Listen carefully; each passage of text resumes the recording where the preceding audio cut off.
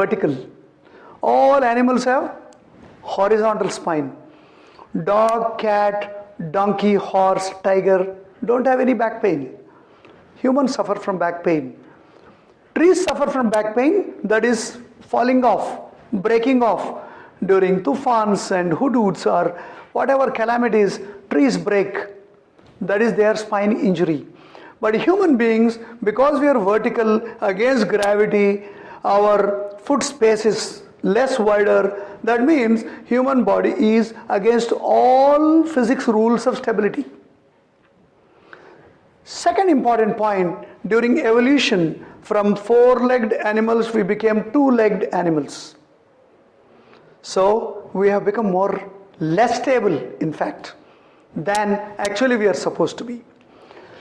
That's how our spine has got two curvatures. One is at the neck, that is a convexity in front.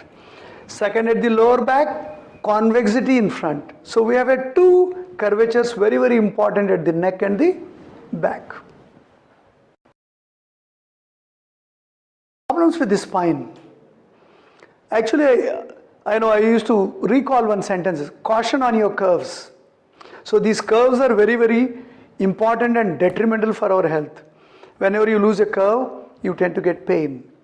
Now look at the statistics. Almost more than 35% of people suffer from serious back and neck pain. This is a decade ago. Now probably more than 50% people who suffer from back and neck pain in some part of the year. And some occupations are highly relevant to this back and neck pain. Sitting jobs, vis-a-vis all the standing jobs. So people who are active, who are less sitting, who are not standing prolonged, are having lesser back and neck pain. So that means our day-to-day lifestyle and occupation has quite a bit of relevance with our back and neck pain. Now looking at the serious statistics, now I have a spine clinic. I look at almost everyone who comes to my clinic are advised for surgery. So looking back from statistics to the reality, now do you think all the people who get a back and neck pain of serious nature need surgery? A big question mark. And there are also a group of people who visit me after surgery. They got the same pain, same radiating pain, same numbness in the toes, same giddiness in their head, same problems in their hands. That means surgery per se should not be a direct answer for your impending back and neck pain.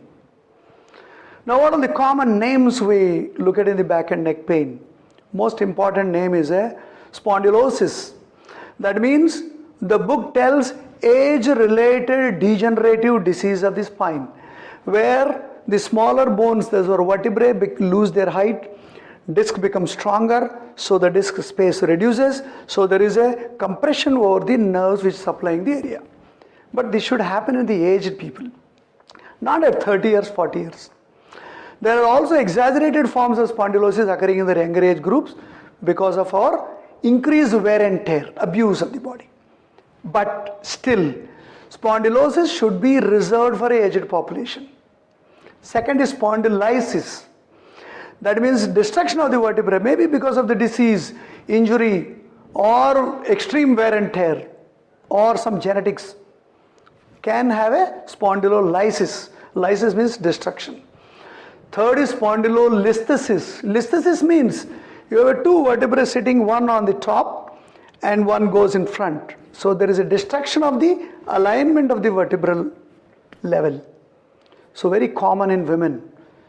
This we call it a kind of a step. This also causes pain. And fourth one is an occupational degenerative disease which has no clear-cut guidelines, no medical diagnostics. So normally most people are advised for surgery with a label of spondylosis, spondylolysis or listhesis, and disc prolapse, disc bulges or sciatica or herniation of disc. But most people really don't need surgery immediately. Now let me tell you about the surgery. Who needs surgery? Yes, definitely there is a role of surgery. There is an accident, bones broke, disc prolapse, So, surgery is definitely required. Secondly, there is a tumor, big tumor sitting in the spine, or a tuberculosis, bone disease, where bone is completely destroyed. Any moment can cause.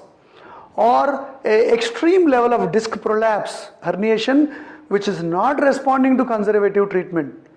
That means 3 months, 6 months bed rest and conservative treatment we are giving, he is not responding. Or progressively he is deteriorating. These are the people definitely need surgery. But not everyone needs a surgery. I have saved at least more than 3,000 people in my practice last 1.5 decades. All were advised for surgery.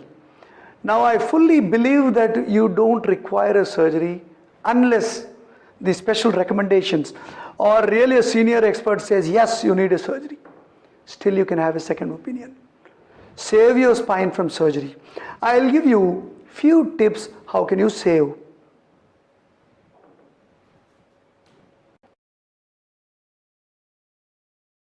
So we understand surgery is not the real answer immediately for your back and neck pain. I'll give you a few tips immediately you take over. Firstly is ergonomics.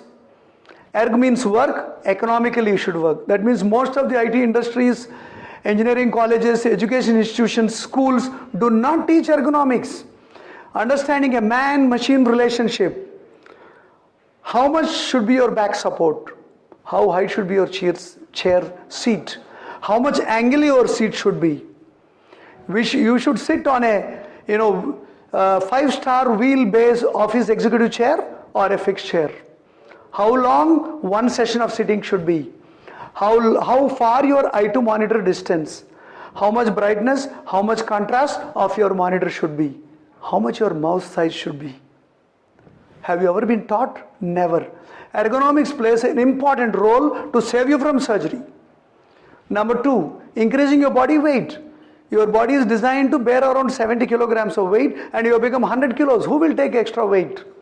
So managing a weight is an integral part of your back and neck pain management. Third, your habits. Lying down in a sofa and watching a television. Sitting in a car in a wrong seat. 6-footer man buys a very, very small car. A small boy buys a very, very huge motorcycle. You look at it. Don't go by some hero has driven one big motorcycle. Your one gluteus is in one side and other is going off. So, when you buy a motorcycle, chair, sofa, you must see that it is ergonomically suitable to your body. Third, be very careful on your vitamin deficiencies. Because vitamin D, B12, folic acid, less hemoglobin, all put tremendous pressure on your body. So body loses its dynamics. So wrong dynamics of spine predisposed to your spine disease. Fourth but important, any injury, you fell down from a height or any history of a tumor in your family, tuberculosis in your family, definitely screen your spine because small tumor must be sitting somewhere causing you spine disease.